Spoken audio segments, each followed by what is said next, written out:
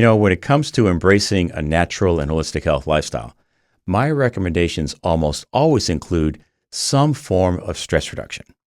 And one of the more significant forms of stress for many people is financial. Financial stress has the potential to be a significant health blocking factor that can impact all three areas of the human condition. It can impact our relationships, our mental emotional health, and our physical vitality as well. Now, I often say in the show, we maximize our health potential by aligning our lives more fully with God's natural design for spirit, mind, and body. Experiencing chronic financial stress and carrying that burden is not part of God's natural design. So, as we would expect, the Bible has plenty to say about good money management. And that's why I've asked Christian financial advisor Ralph Estep Jr. to be on the show. Ralph is an expert in biblical money management. He's the host of the Ask Ralph podcast. And in our conversation, we're talking about his 7 biblical principles for stress-free money management. Welcome to the Christian Healthy Lifestyle Podcast, where I help Christians over 40 maximize their health potential so they can age gracefully and live abundantly. I'm your host, David Sandstrom, naturopathic doctor and biblical health coach, and this is episode number 167.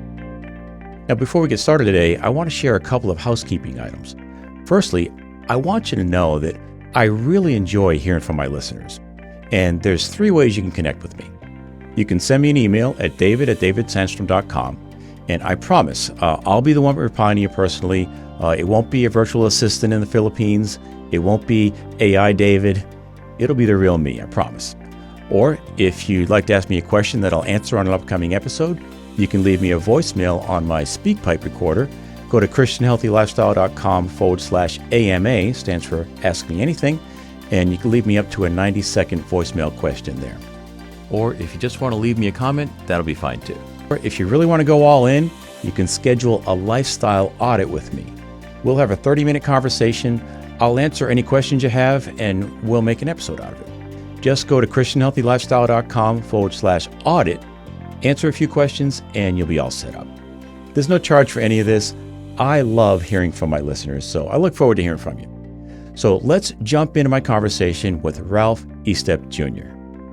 Today we have on the show Ralph Estep Jr. Ralph has comprehensive expertise in tax preparation and financial management.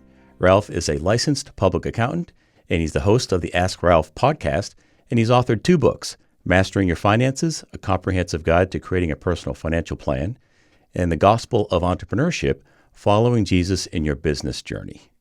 Ralph, welcome to Christian Healthy Lifestyle. Dave, thank you, and I appreciate the opportunity to talk to your audience. Oh, I appreciate you giving us the time. I think it's going to be a great conversation. I've been wanting to get somebody on the show that's really well-versed in finances. I have an MBA, but I don't consider myself an expert in finances. And I know that you are. And when I found out you were a follower of Jesus Christ, I said, I'm going to invite Ralph on the show. And here we are. We're making it happen. So I really appreciate you showing up and being here. You're welcome. I appreciate you giving me the opportunity as well. And I'm a follower in Jesus Christ because that is the most important relationship I have in my life. Absolutely. Me too. All right. So, Ralph, what's your origin story? How did you get to the point where you're doing financial counseling? All right. So I'm going to give you a whopper here. So it started when I was 8.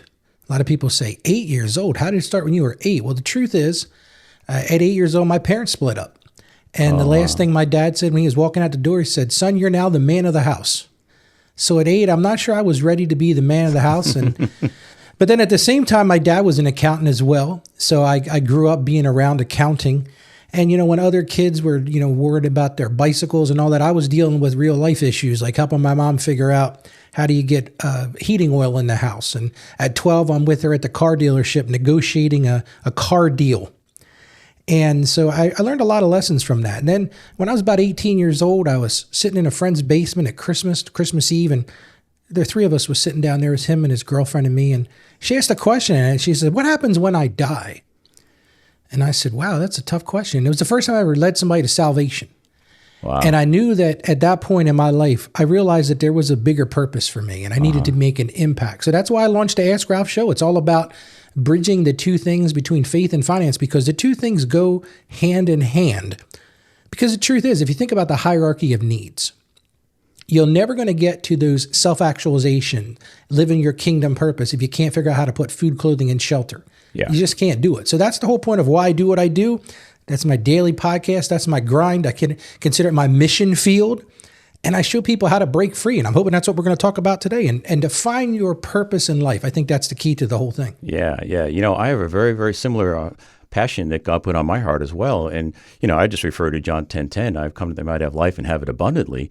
And you're going to have a hard time living the abundant life if you're dealing with chronic health challenges. If you got chronic back pain or inflammation or, whatever it is, some type of autoimmune, that's going to be a roadblock. That's going to be a hindrance to you living the life that God has for you and really contributing to the kingdom work that He's planned for us in advance, Ephesians 2:10. Now, that's the honest to God truth is if you can't get past those things, you're never going to get to those higher levels of things. It's just truth, and that's the thing I see in my practice all the time is people struggling with their health. And they don't realize the connection between that and their finances. The two things go hand in hand. So I was so happy when you reached out to me because I said, man, we can make an impact here. Yeah, absolutely. I'd like to start us off by just sharing a few startling statistics. 64% of Americans live paycheck to paycheck. 45% of Americans have zero retirement savings. The average retirement savings for 65-year-olds is only $172,000. And 40% of retirees rely solely on Social Security. Now, here on this show, I want to help people age gracefully and live abundantly. And the stress that comes along with those statistics that we just went over, they won't help us do either one of those, right? They're going to be a hindrance. So I often say on the show that we maximize our health potential by aligning our lives more fully with God's natural design for spirit, mind, and body. And how we handle our finances impacts all three areas. When it comes to our spiritual health, if we're going to align our lives with God's way of doing things, we've got to be able to humble ourselves and submit to His instructions, His admonitions. When our love for God is not in its proper place, we experience a lot of friction or we'll resist doing things His way. Jesus said in John 14:15, if you love me, you'll do what I say. So how we handle our finances is a great measure of our intimacy with God. If our commitment to doing things God's way is strong enough, it's easier to put money in its proper perspective. When it comes to finances, I believe that believers, followers of Jesus Christ, should have a different set of values from the non-believing community. I'd like to share this verse right now, and that is this. I think this is the most misquoted verse in all the Bible.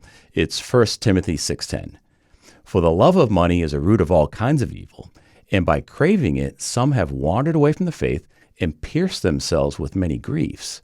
That verse is often quoted as money is the root of all evil. And as you know, money's a tool. Money's not evil. How we handle it is the problem, and it's our devotion to it. Do we worship money? That's the problem. So if we're trying to age gracefully and live abundantly, we don't want to be pierced with griefs. We want to be blessed with peace. And handling our finances God's way will bring a great deal of peace, which brings us right into the mental emotional component or the mind. 72% of adults feel stressed about money, and that stress leads to strained relationships, higher divorce rates.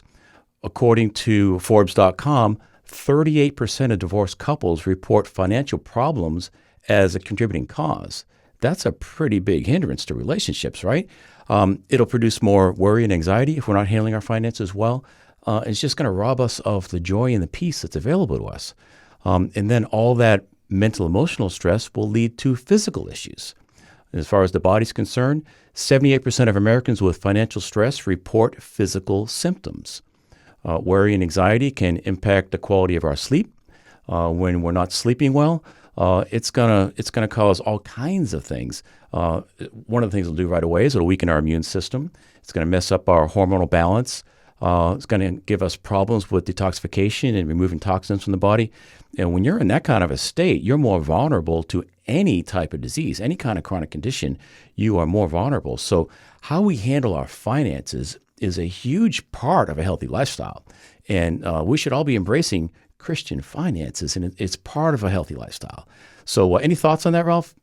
No, you're absolutely right. And you nailed a couple of things that I want to bring that to attention. Sure. Peace of mind. That's a big one. Like there is a way to have peace of mind. There are Christian principles in the Bible that will help you attain that peace of mind.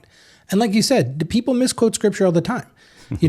Money is a tool. The problem is if it becomes your main focus, if it becomes the only thing you love. And I've been there before. Listen, I bring to the table a lot of real life examples. I got to the point when I was 50 a couple years back, 2 years ago.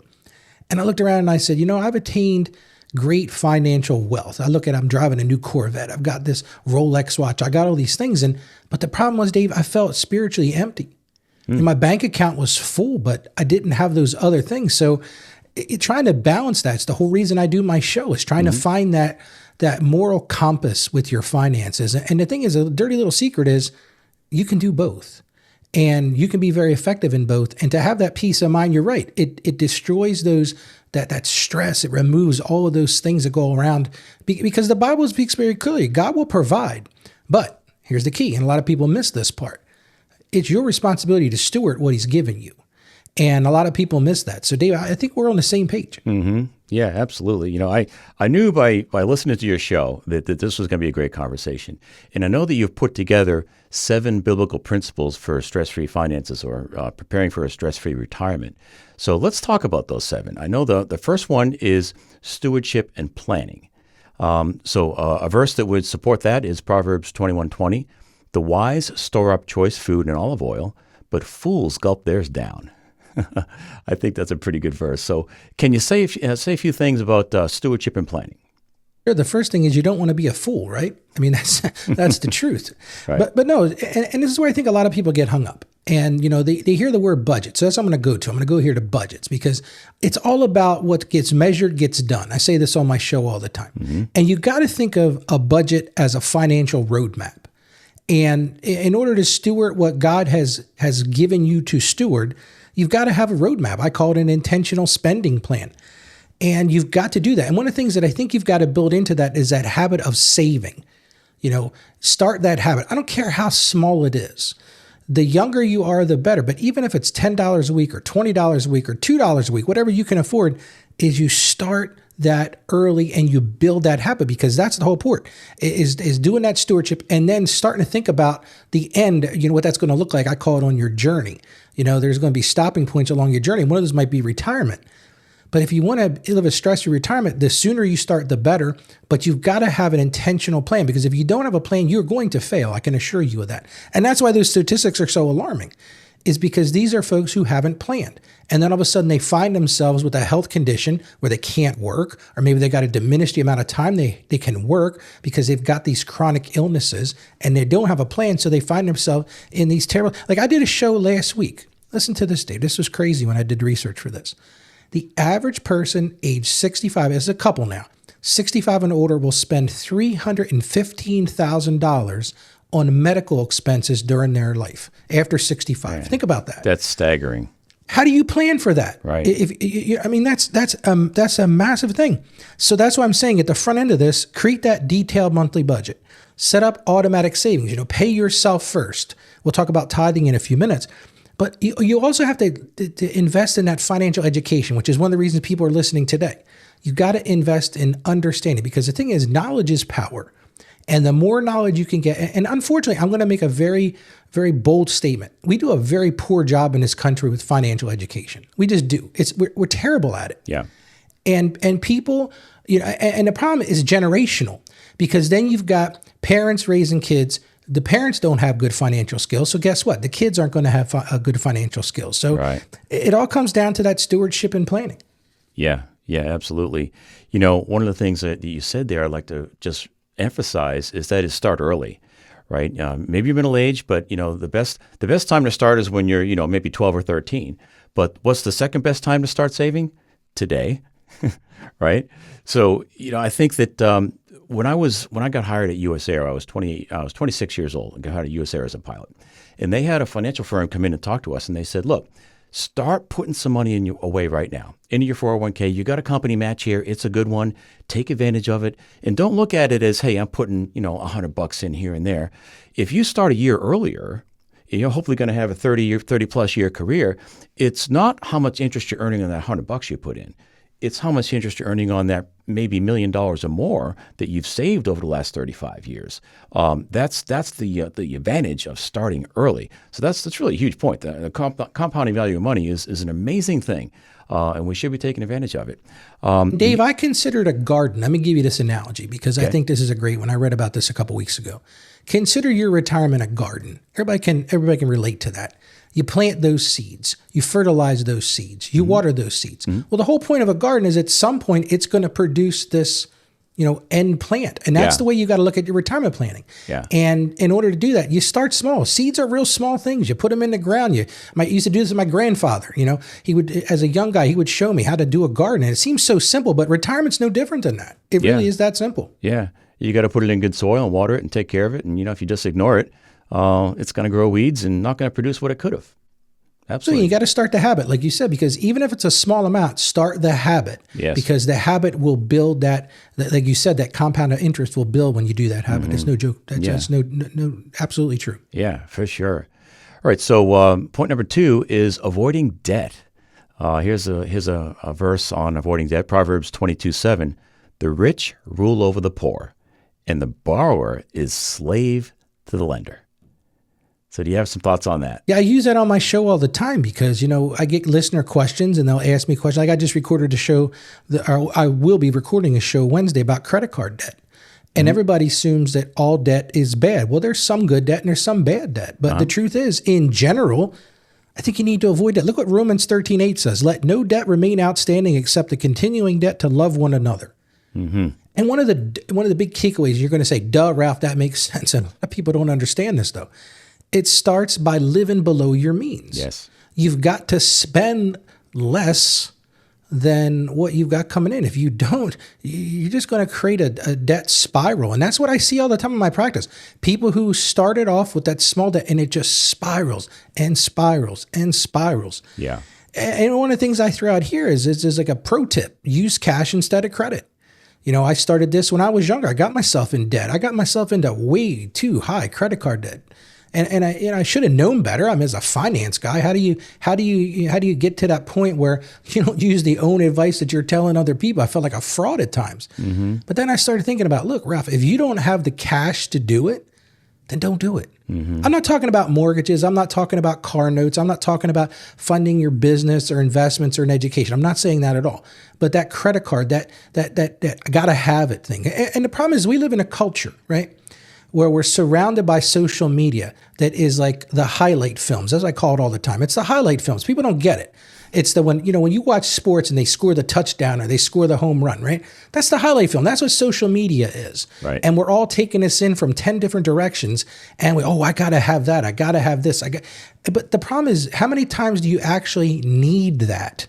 And I think that's what I'm going to talk about here is avoiding debt, because it comes down to that wants versus needs. And so many of us are sucked into that feeling of being empty if we don't have that, what that person, this person on Facebook just got this, or this person on TikTok's got this. But remember, it's the highlight film. It doesn't show the credit card debt that they pay 31 years on interest because they're only making minimum payments. Think about that.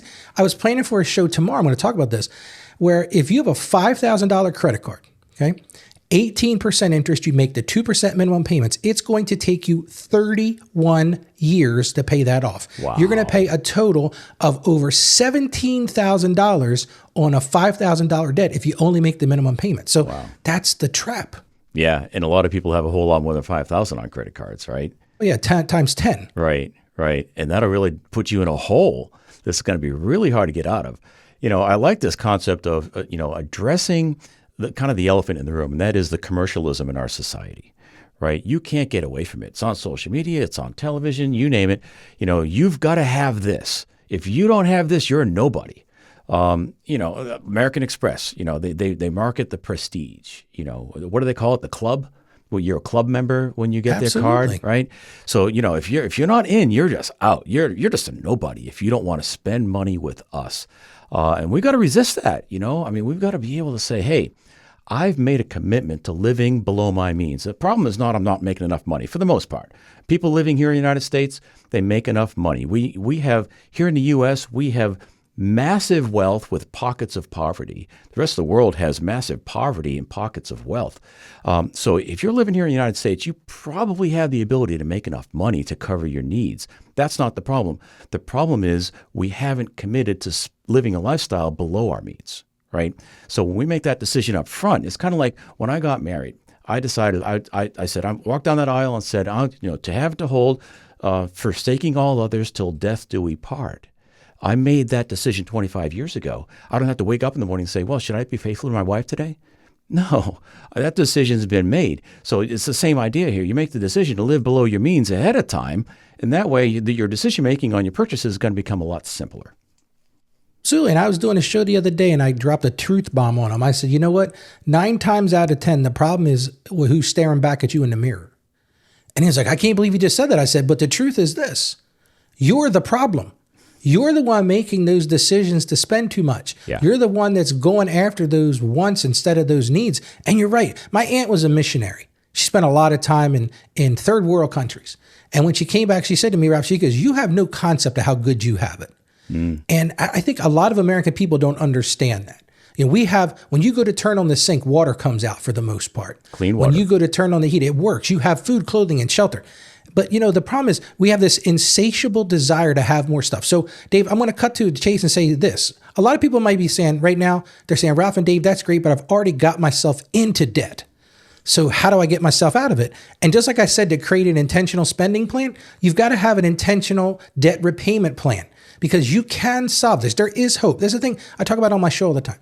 Don't feel like everything is lost. You can recover from this, but you've got to set up that intentional repayment plan and start to distinguish between good debt and bad debt. So you didn't ask me that, Dave, but I'm going to throw it in there because a lot of people will say, but I'm already in credit card debt. Like you said, $5,000 is small, man. I don't know what the average is, but it's not a good number. Right. And as the economy teeters on not being so great right now, I think you're going to see a more proliferation of debt. Well, then at some point, they're going to say, wait a minute.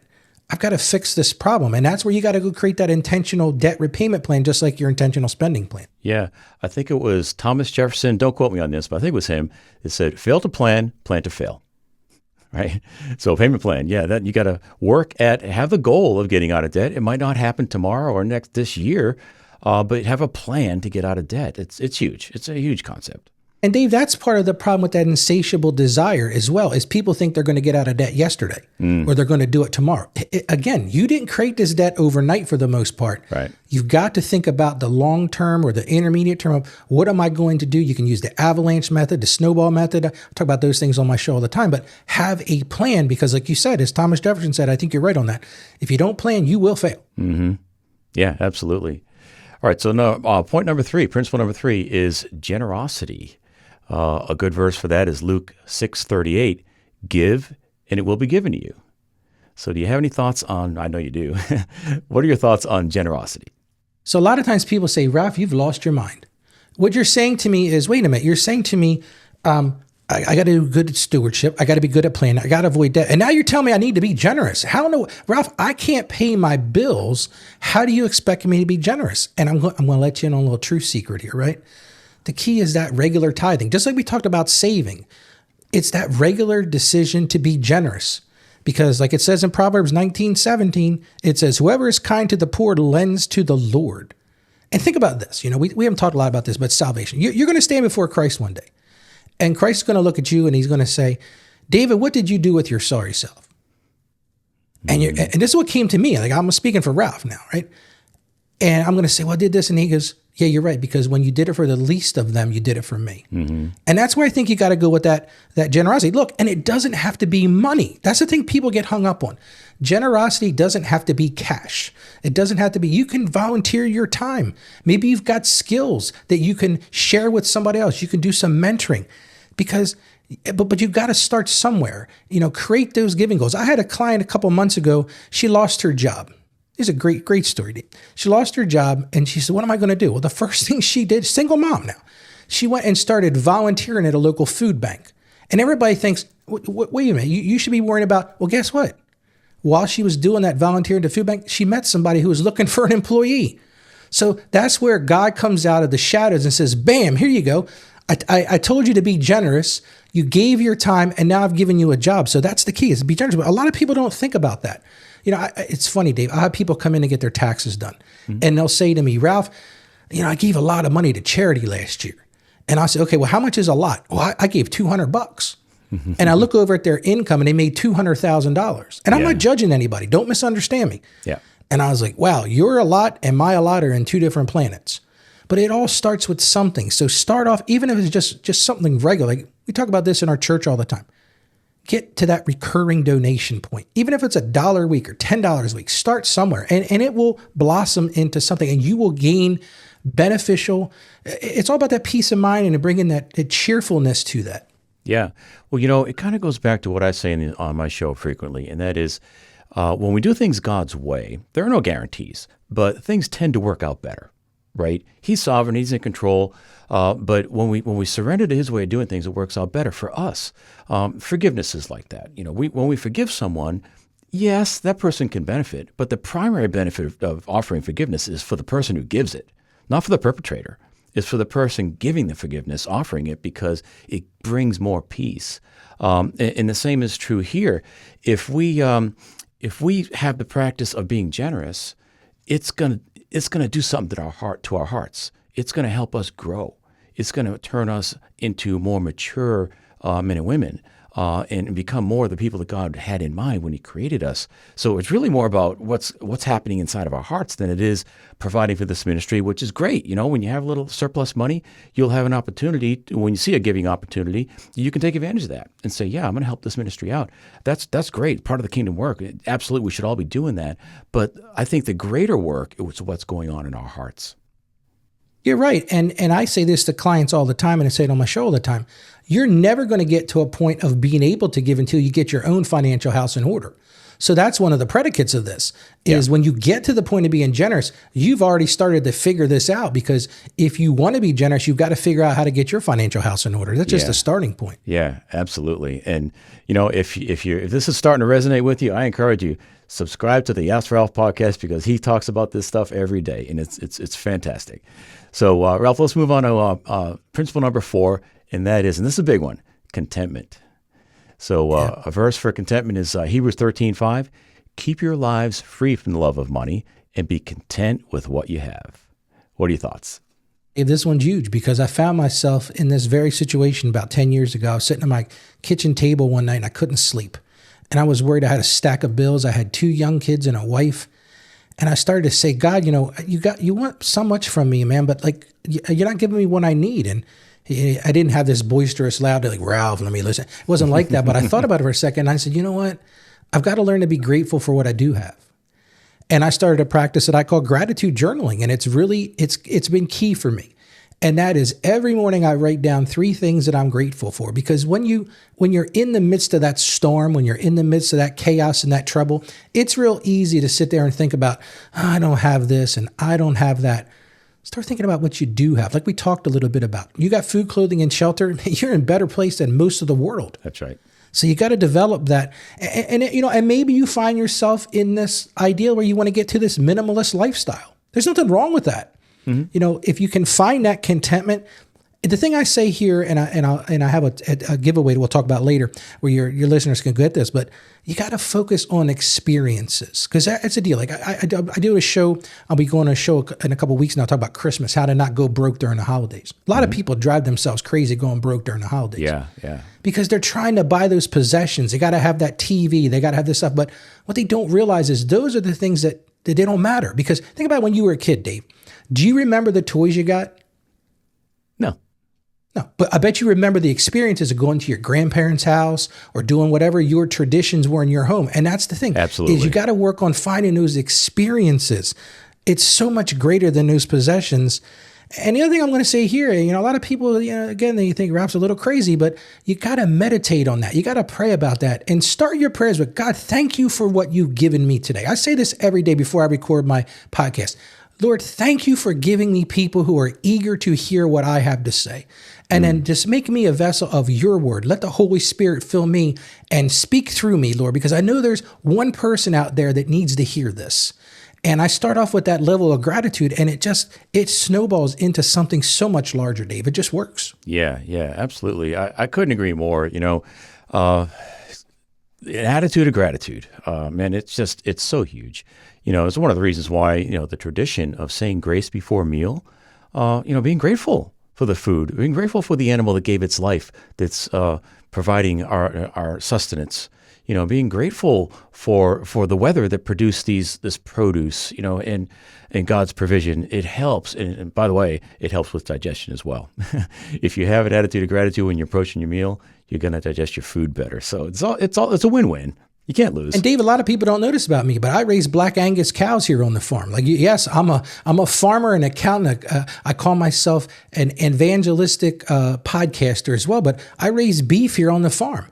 And I drive over to my office every morning, and I thank God for the opportunity to grow those cows, and they have a purpose. And like you said, and it does help with that physical and that healthy lifestyle. It's absolutely true. If you have a level of contentment, the people that I know that are content live to be 100 years old. Yeah. Now that's not there's a lot of other things that go into that. Sure. But what I will tell you is the people, because I've met people in my life that are super wealthy and are the most miserable people you'll ever meet. Yeah. They're not content with what they have, and it just tears them up. You can see it in them. It's just making them scrunch into themselves. They have health issues because they're chasing after that contentment. And what they don't realize is God has given them everything he wanted to give them.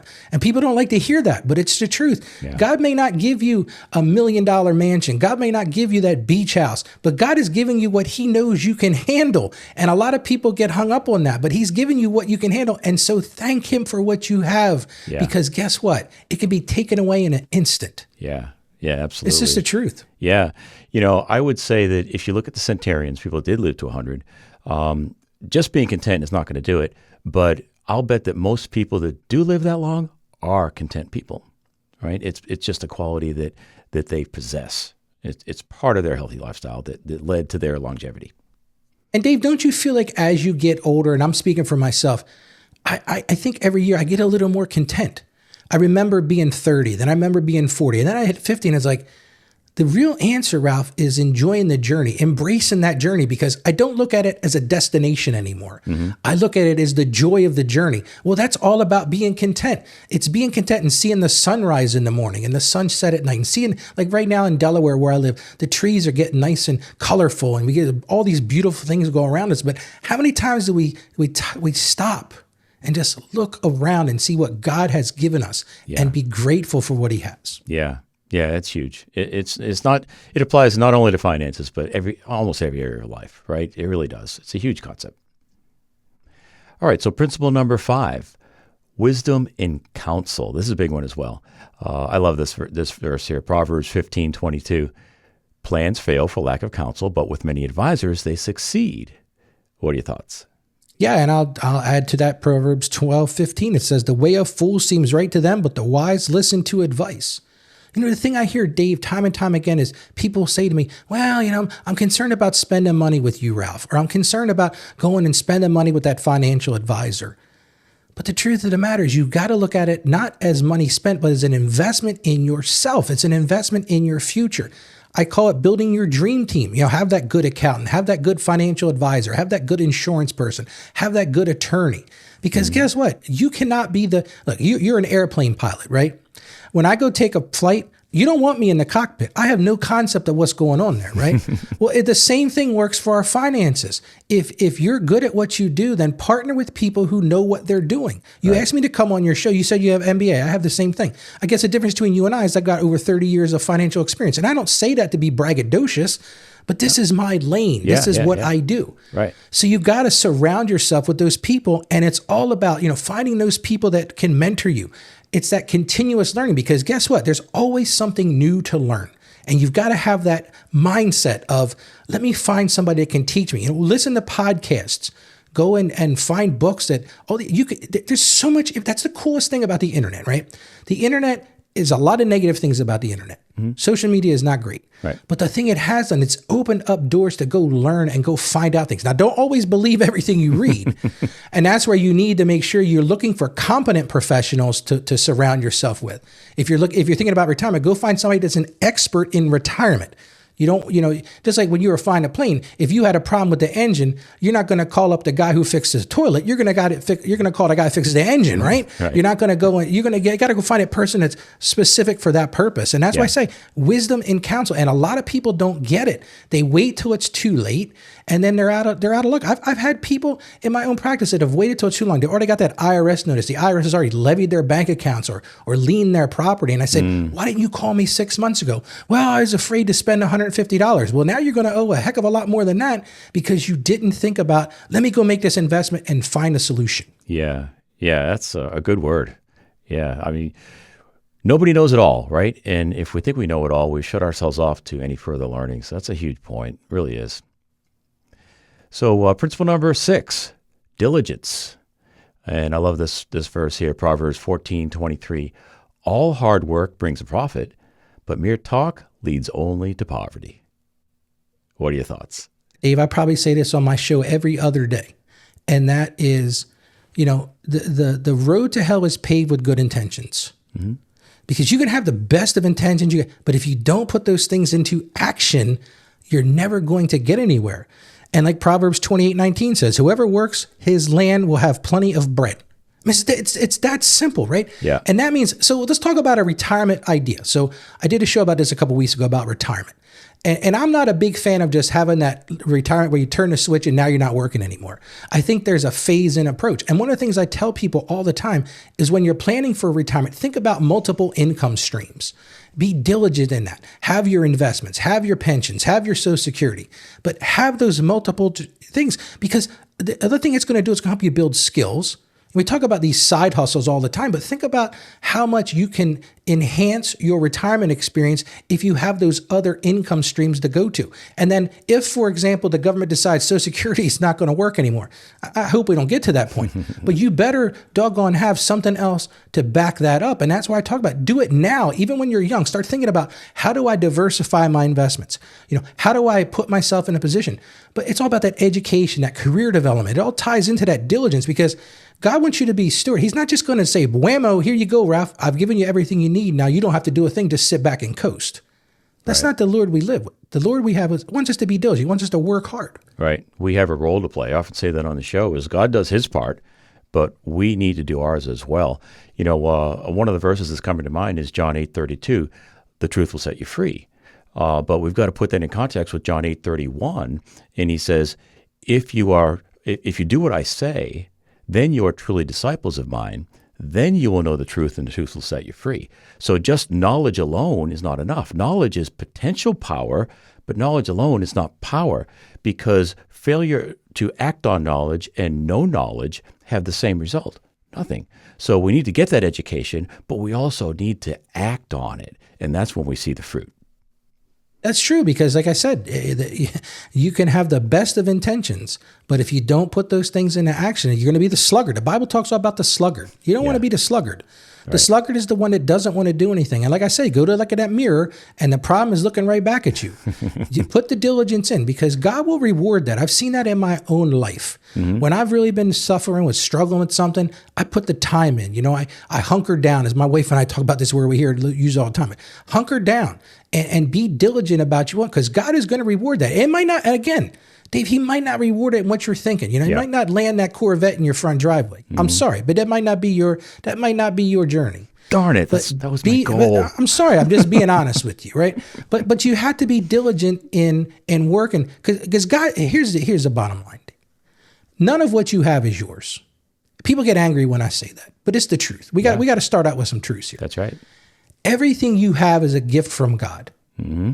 If God has given you gifts, then you better use them. He wants you to be diligent in using. That's what we talk about. When we use the word stewardship, that's what we're talking about. Mm-hmm. God has given you resources, given you assets, given you things. He wants you to steward them. He wants you to use them for his kingdom purpose. Mm-hmm. If you just sit back and coast, you're not doing that. And maybe he's going to take them away from you. I don't know. We can get into a whole Calvinistic discussion about that.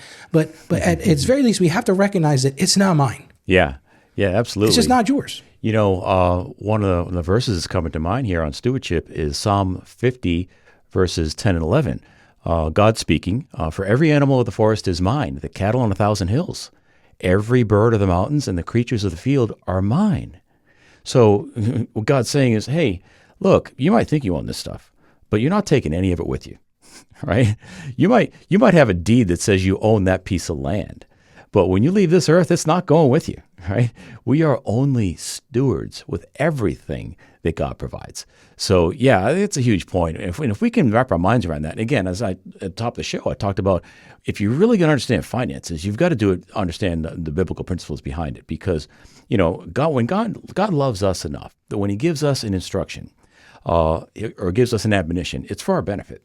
And if He gives us a prohibition or some type of restriction, it's for our protection. And when the Bible has plenty of things to say about how to handle finances, because God knows what a mess we can make of it if we don't do it right. That's the truth. Yeah, absolutely. So anything else to say on diligence, or we move on to number 7? I think we hit that one. If you want to have plenty of bread, you better work your land. Yes, yeah, for sure. All right, principle number 7: legacy planning. I like this one. Proverbs 13:22, a good person leaves an inheritance for his children's children. So what are your thoughts on legacy planning? This goes along with that wisdom and counsel thing. I think you need to sit down and listen. My wife and I did this early. We had two young children, and we had to sit down with an attorney and talk about, well, what happens if the two of us disappear, if we go away, we're not here anymore. Yeah. And I think a lot of people just put that off. It amazes me when I talk to clients how many people haven't sat down with an attorney to do basic legal documents. That power of attorney, that advanced medical directive, that will. And you've got to do those things. And this is a way to educate your family at the same time. And you demonstrate to your children and to your grandchildren what it means to plan those things out. Because again, it all starts with planning. I had an attorney on my show a few months ago, and he said something very pointed. He said, Ralph, most people can't control when they're going to die. And I said, you know what, Kevin, that's true. You can't. He said, but what you can control is how things are going to play out when you do die. And I thought, that was a very pointed, it made perfect sense. And a lot of people don't think about that. Yeah. And then what happens is, and I see it in my practice all the time, death brings out the ugly in people. It does, man. I'll tell you, I've seen people they were just as cool and calm but somebody dies and boy, the spears come out. Yes. And people get crazy. Yep. And if you want to avoid that, then write that stuff down. Meet with that attorney. I talk about in the handout that I'm going to make available, writing this personal legacy letter. My wife did this a few years ago when her kids were still young. She wrote, it's called a legacy box. I think, don't hold me to it, but she talked about all the things that were important to her that she wanted her children to know. And she gave me one as a husband. And dude, it broke my heart when I read it, because I was like, man, I don't deserve this. I don't deserve the legacy that my wife is leaving on me, but you got to take the time to do that. Invest in those relationships. And like the Bible is very clear. A good person leaves an inheritance for their children. It's not just money though. It's that inheritance of what are you training your children? What are you teaching your grandchildren? What are you showing them about stewardship? What are you showing them about the important things in life? What are you showing them by your actions? Yeah. Just the same way with generosity. What are you showing your kids or your grandkids when you go to church on Sunday? Do they see you being charitable? Do they see you volunteering? And that's, like I said, it's not just about money, because there's some people, guess what? God hasn't blessed them with a ton of stuff. But guess what? Their legacy is just as strong, but it's a legacy. Like I talk about this all the time. My mother passed away a year and a half ago. She had a glioblastoma tumor, and she lasted about 30 days. And who knows why it happened?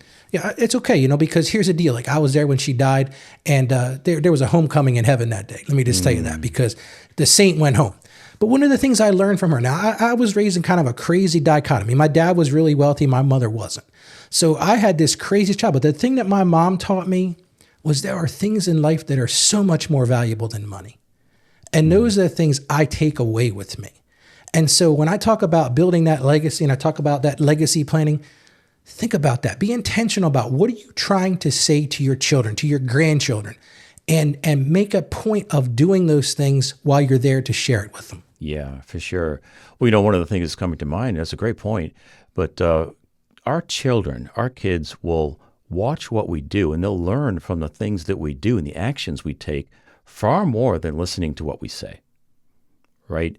If we just tell them, well, hey, do as I say, not as I do, that's not going to resonate very well with the kids. They're going to watch what you do, and that's how they learn life's lessons. So yeah, this legacy planning, it's huge. It really is. It true. And I look at my own two boys. My youngest is 23. My oldest is 27. My 27-year-old's in the Coast Guard serving our country. And I really respect that. But this is a dude, like, it's funny because I never thought about it along the journey, Dave, how much he was absorbing what he saw at home. And now, he comes back to me, he goes, Dad, but you said when I was 6, I'm like, what? You remember that? But Dad, you told me when I was 6. And it's funny, they're sponges. Yeah. And people don't realize the lessons you're teaching them. And like you said, without even saying a word, they're looking at your generosity. They're looking at what's important to you, what matters in your world. And if you don't think about being intentional about that, you're going to have stress about it later on, because then you're going to see your kids struggling. And I see clients with this all the time. And I say to them, I kind of nudge them alongside. I say, well, do you wonder why they're struggling? Remember, you were always in debt. I've got family members now that their biggest thing, they remember when the cable got shut off all the time, or when the electric got shut off, or when mom or dad's car got repossessed. I mean, it sounds horrible to talk about, but those are the legacy things that create that stress. And that's going to lead to that, how your children feel about money, how your children, because like I said, we do a bad job in teaching our kids, and it's not always our fault, because maybe we weren't taught those things either. Right. But it's time to make that change and make that impact before it's too late. Yeah, for sure. Yeah, and those things, your car getting repossessed, power getting turned off, those can turn into defining moments for young people. And they can start building a worldview around, well, I'm never going to let that happen to me. And then that, start adopting the world's view of money, and we start worshiping money. I was watching, I enjoy the show Shark Tank. My wife and I were watching it last night, and one of the sharks asked this guy after he made his presentation, why did you start this business? You know what his answer was? Because I love money. What a poor place to be. I felt bad. I felt sorry for this guy. He was probably a millionaire, but you know what? That's having your values upside down as far as I'm concerned. And Dave, what you're really saying is something I'm learning more and more as I get older too, and that is understanding how to develop my why.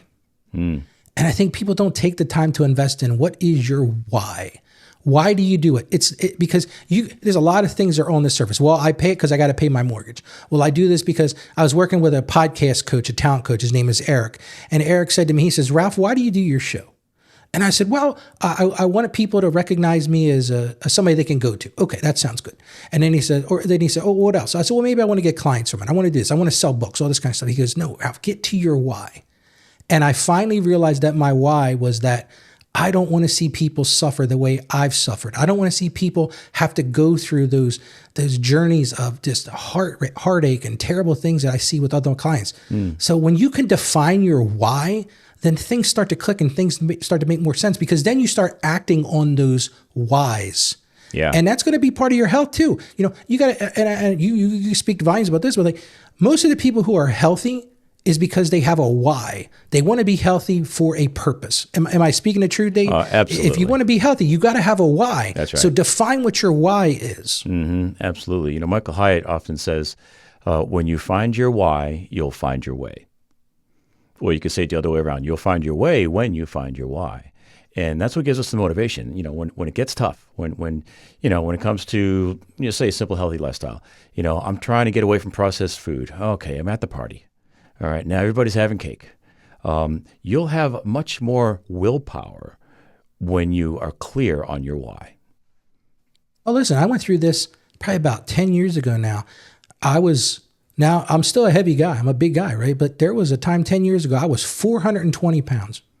Wow. Went to the doctor. My blood pressure was 200 over 100. Now, my kids were younger at the time. The doctor looks me in the eye and he says, Dave, Ralph, you're going to pop. So guess what my why became? I don't want to make these two boys I don't want to make these kids not have a dad. Yeah. And that was motivational for me. It gets me up every morning now, and I walk, and I'm battling type 2 diabetes. I'm battling high blood pressure. I'm battling things that, I got to do a better job of being intentional living. But that why was so powerful for me, because if you just say, well, because the doctor said so, you're never going to follow through on those things. Right. You're never going to do it. But with that why, when I looked at my kids' faces and goes, I don't want to make these two an orphan. That was so powerful for me. Yeah. So even in your finances, figure out what that why is. Do you want to provide for your wife? Do you want to provide for your children? Do you want to leave a legacy for your grandchildren? Once you figure out what that why is with your finances, you're right. It'll make the way. That is so very true, Dave. Yeah. Very true. Well, it gets back to our core beliefs. And I just got finished last podcast episode I just produced, going to be airing in a couple of weeks, and that it was victory over limiting beliefs. And one of the things I mentioned in that episode was the reason why New Year's resolutions generally fail is because people haven't addressed their core beliefs. And if you never address your core beliefs, you don't have your why clear. You're not clear on your why. And that's why, oh yeah, I want to lose a few pounds. Well, why do you want to lose a few pounds? Do you want to be here for your grandkids? Do you want to have the energy and mental clarity to enjoy your golden years with your spouse? Do you want to be able to do that epic vacation that you've been dreaming about for decades? Get clear on your why, and it'll really open things up for you. It's the truth. And if you plan, if you get clear on that why, then you're going to do things that are intentional. And that's the whole key to most of this stuff. Yeah. Most of the thing about life, if you live an intentional life, you're going to be better off. Yeah, absolutely. So, all right. So let's say someone's listening. Someone in Natural Nation says, man, these guys are making so much sense, but man, I don't know where to start. I mean, they talked about so many great things and I'm resonating with this, but what do I do? Where's the low-hanging fruit? What can I do? I heard a guy say the other day that yard by yard is hard, but inch by inch is a cinch. I like that. I think it's that simple to start doing something. Don't do everything at once. I'm going to throw a couple things out there.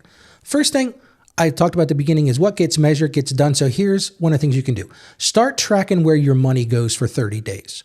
Just write down every single dollar that passes through your bank account or through your hands with cash.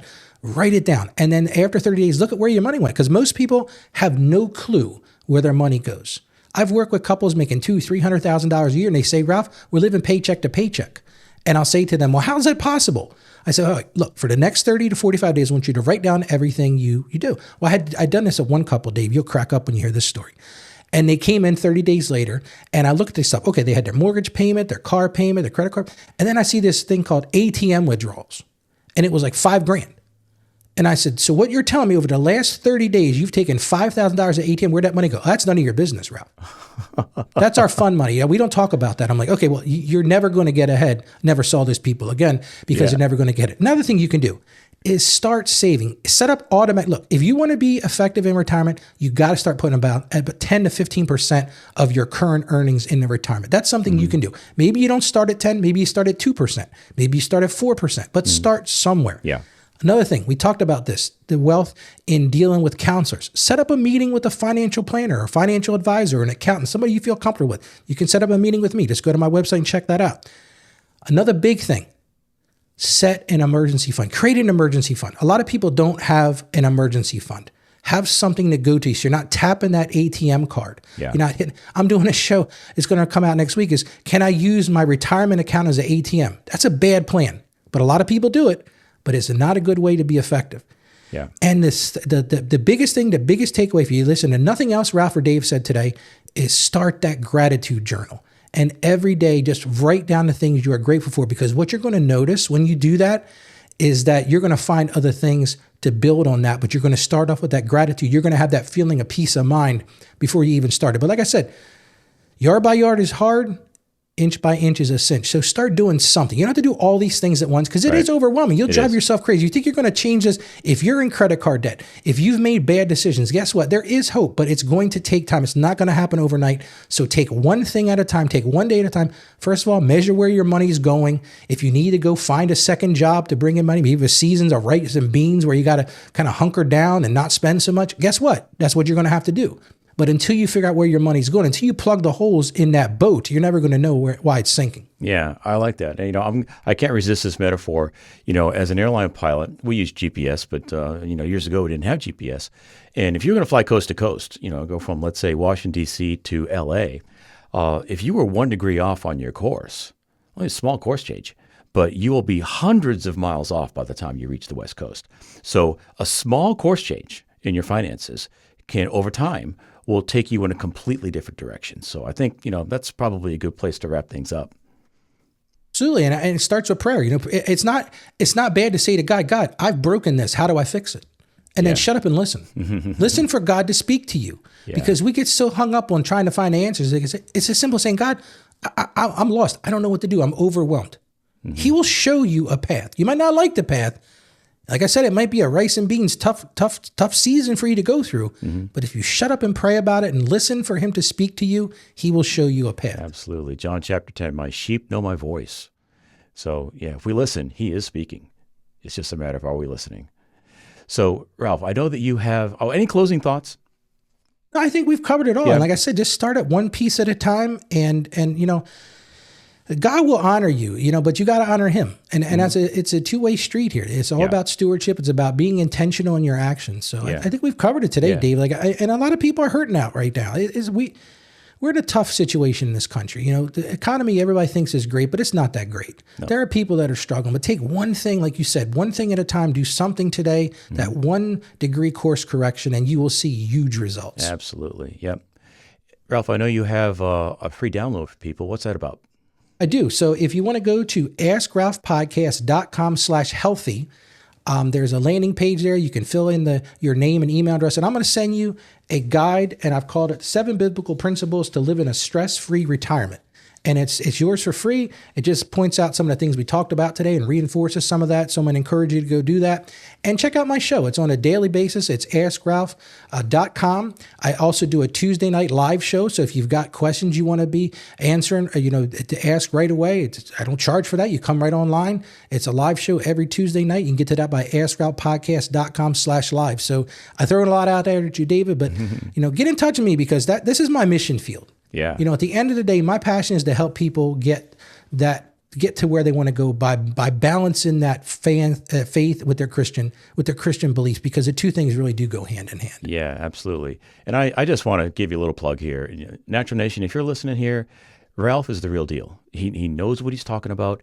The amount of work he's putting into this and the amount of free content that he's putting out there is simply amazing. So if you think you could use some help with some finances, Holy Spirit is pricking your heart right now saying, yeah, this is something I need to address, I encourage you, avail yourself to Ralph's work, because he's the real deal. Ralph, thank you so much for being on the show today. I appreciate your time. Well, thank you, David. I appreciate your kind comments. Look, man, this is my mission field, but look, it's not about me. It's not about me. The Lord is speaking through me, but I do appreciate it's a grind, but guess what? It's my mission field, so this is what I'm going to continue to do. I'm going to put out there because I want to see people get ahead. Yeah. God bless you as you do. God bless you as well, Dave. All right. Take care. Don't go anywhere. Be sure to tune in to next week's episode. I'm going to be talking about a subject that's long overdue here in the podcast, and that is about counting calories. Counting calories, in my opinion, is pretty close to a complete waste of time when it comes to sustained weight loss, and I'm going to be addressing that topic in next week's episode. Thank you for listening. That's it for now. I appreciate you. Go out there and age gracefully and live abundantly. Be blessed.